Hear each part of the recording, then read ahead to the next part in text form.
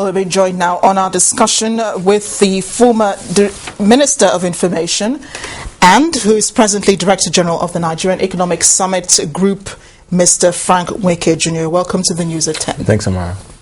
Well, let's begin with what happened today on the floor of the House of Representatives. In the first place, the House met on a Sunday. Was that very surprising?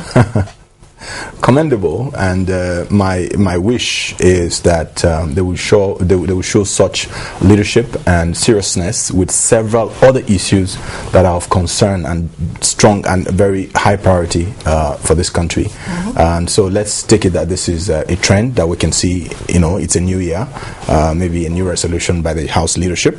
And so, yeah, it's interesting that they convened on a Sunday and that they cut short their holiday. It's very interesting. Yeah, of course, it's also interesting the reason why they're actually meeting. They called it a State of the Nation debate. Yes. And a lot of them got up to speak for and to speak against the removal of fuel subsidy. In the end, I think the ayes had it. The ayes, those who supported the removal of fuel subsidy. But are you surprised, that the House decided after a week of, the removal of the fuel subsidy after the President's speech on a Saturday, and after Labour announced it will embark on an indefinite strike action?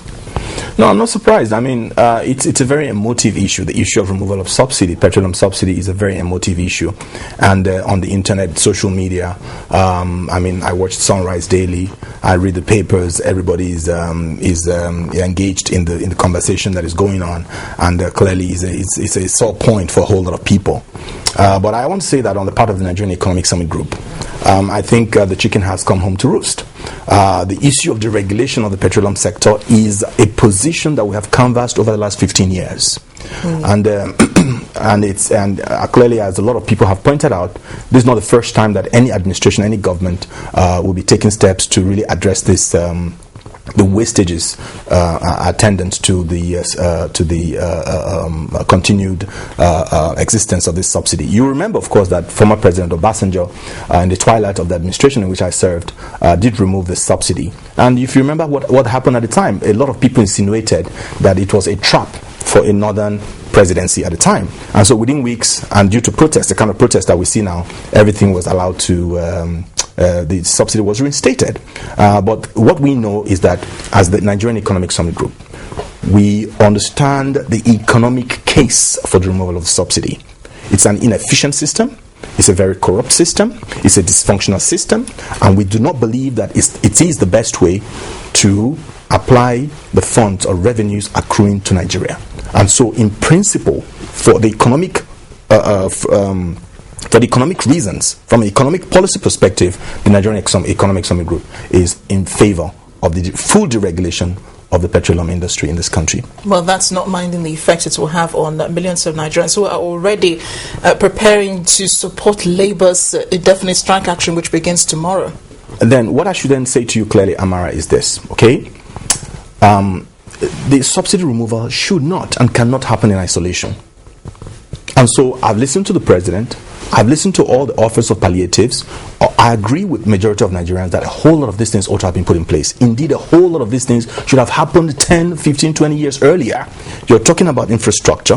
You're talking about a rail system. You're talking about good roads. You're talking about alternative transportation systems. You're talking about a whole range of things. So it's not even, for me, I think we should endeavor to frame the issues properly. Okay? I do not believe that it is as a consequence of existence of subsidy that we've not been able to really provide this infrastructure. I don't think so. Yeah, there are major governance issues that must be addressed. There are a lot of wastages within the system that must be addressed. So side by side with the removal of the subsidy, those wastages must be stopped, must be blocked in order for these things to happen. Yeah, it seems the President did mention some of those wastages in his speech on Saturday. Yes. But I think that the grasp that many Nigerians have is the fact that, this speech should have come earlier, before the PPRA announced the removal of fuel subsidy. He mentioned palliatives that were going to be put in place. Of course, the 25% cut in basic salaries of ministers and those in ministers, departmental agencies and all of that. And then, of course, the 1,600 buses that have already been launched, which should begin operation by tomorrow, hopefully. And what else now? It seemed that, of course, the President did have, these palliatives in mind. But if you say that you have been discussing, this issue of deregulation the past 10 to 15 years, I suppose that, the thoughts of the palliatives must have been thought of to be put before the deregulation. No, absolutely. And so that if this thing had happened all the time that, say, a group like the NESG has been talking about them, it then presupposes that significant amount of money would have been freed up in addition to other monies we've earned, from the sale of crude oil for the provision of the infrastructure that we need. Okay? And so, I mean, the palliatives that have been suggested by that have been proposed by the government, yes, welcome as they are, we believe that a lot more still needs to be done. A significant part of what is at stake today is corruption in our public governance system. It is very, very important. For instance, we encourage and advocate, fiscal prudence in the management of government resources. It would be nice to know, for instance, who are those people who come with ordinary papers for fuels they have not brought in, and they are paid money. I do not believe that we cannot find a single person. And so I believe that as I've listened to Nigerians in the social media, as I've read all the things that have been going on, discussed with various people, it is the frustration that there are a few, an insignificant percentage of Nigerians who have milked the system. And they believe that if government was not complicit in it, that we would have been able to identify one or two persons. And so today, we believe that in order to show seriousness, in order to demonstrate trust or build trust, to show that indeed government is desirous of putting a stop to the brigandage that is going on in that sector, we believe that one or two persons or the people who are involved in that sector who have been found to do things wrongly should be arraigned before a competent court. To really answer for their misdeeds. Yes, and I do. It's important, okay? It is. It's very critical. Yes, it is important, but it's also, important. Many Nigerians also want to know. I mean, you remove a fuel subsidy. We're not against. Many Nigerians, of course, are not against the removal. I mean, the use of the monies that should have gone to removal of should have gone to fuel subsidy itself. That should be used now to develop infrastructure. But it's the fact that petrol seems to be, the most common fuel that many Nigerians have. They use it to power generators, they use it to power their vehicles. Yes. Is it possible that you could remove fuel subsidy and then the price of petrol still remains the same? Well, what must happen in addition to all of this is that the regulatory mechanism must be strengthened. For instance, yesterday in Enugu, I bought a liter of fuel at 175 naira per liter. Now that is outrageous. That's pretty high. Clearly, outrageous. So where are the regulators? Now we're not even sure that the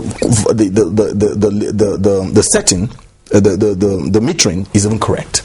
So I believe that the regulatory agencies must step up their game. They must live up to their responsibilities to really protect the Nigerian people. So apart from the fact that the subsidy has been removed, but where are the regulators to even ensure that not only are you doubling the price, you're quadrupling the price. You're asking for monitors. You're actually asking. So we're asking for monitors. We're asking for the regulators to really step up their game. And so you find some places again, filling stations who had fuel prior to the announcement, who just shut down completely. Why should that be? Why should that be? So people must go around to ensure that petrol dealers actually are open for business, and more importantly, that their metering is correct, and thirdly, that they cannot just decide to triple or quadruple this price simply because the subsidy has been removed. I don't think it's appropriate. Well, Labour, of course, carries out its threat tomorrow, Monday, the 9th of January, and a lot in the economy is really going to be affected. Absolutely. Banks are going to close, schools are also going to close, and a lot of businesses will lose a lot of money. How long do you think this will go on, and is Labour right to go on this strike, despite the effects it will have on the Nigerian economy? Listen, for me, we're in a democracy, and people have a right to express themselves. People have a right to express themselves, and I don't think anybody can take that away. But then what I want to ask is, what exactly is this strike going to achieve? At the end of the day, this economy, the people of Nigeria are going to be the worst for it. And so for us as well, we're in favor of dialogue. We're in favor of negotiations. We're in favor of constructive engagement. This might not sound nice to a whole lot of people, But you need to really weigh the pros and the cons. Given the security situation prevailing in the country today, will a strike, the size and the magnitude that is being convened by the NLC, will it be the best? What is going to happen in a mix of the security situation we have today and an NLC strike? So I really think that we need to be, let's step back a bit and think. Without prejudice to the rights of the Nigerian people to express their displeasure against or on any issue that they may think, they want to talk about. We don't contest that. But we need to be careful. Mm-hmm. We need to be careful, very, very careful, so that this does not spiral out of control, and it is not hijacked, and then there is no complete breakdown of law and order. But at this point, I'm actually going to ask you, what's the way forward, since Labour is not budging on the strike action tomorrow, and the federal government itself is also not budging on reversing back to the removal of to 65 naira per litre for fuel? Well, I really think that it's a difficult question because government is government, but government is there for the people, and so and government was put there by the people. Was put there for the people. So my prayer and my hope, and I believe that of a lot of Nigerians out there, is that maybe in the course of the next 10-12 hours, that perhaps something would, there will be some kind of rapprochement to the point where rather than go on strike, we come to the negotiating table to really see how we can forestall the breakdown of law and order in our country. I really think it's the best way to go. But again, I restate the right of the people to express their displeasure in a civil manner, in a non-violent manner, against any issue of public governance, of public policy that they may choose to do so.